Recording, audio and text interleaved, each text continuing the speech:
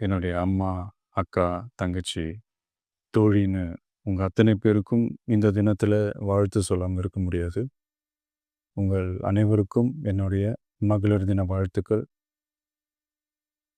சந்தோஷம் தானே! பாதுகாப்பா இருந்தா தானே சந்தோஷத்த உணர முடியும்.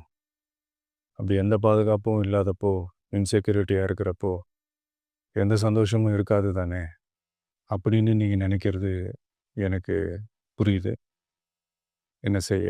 நீங்க, நாம எல்லாருமா சேர்ந்து தான் இந்த திமுக கவர்மெண்ட்ட தேர்ந்தெடுத்தோம். ஆனா, அவங்க எப்படி நம்மள ஏமாத்துவாங்கன்னு இப்ப தானே தெரியுது. எல்லாமே இங்க மாறக்கூடியது தானே! மாற்றத்துக்கு உரியது தானே! கவலைப்படாதீங்க.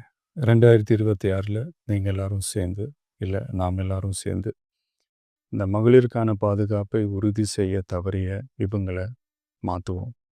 அதுக்கு இந்த மகளிர் தினமான இன்னைக்கு நாம் எல்லாருமா சேர்ந்து உறுதியேற்போம். ஒண்ணு மட்டும் சொல்றேன், எல்லா சூழ்நிலையிலும் உங்களுடைய ஒரு மகனா, அண்ணனா, தம்பியா, தோழனா உங்களோட நான் நிப்பேன்.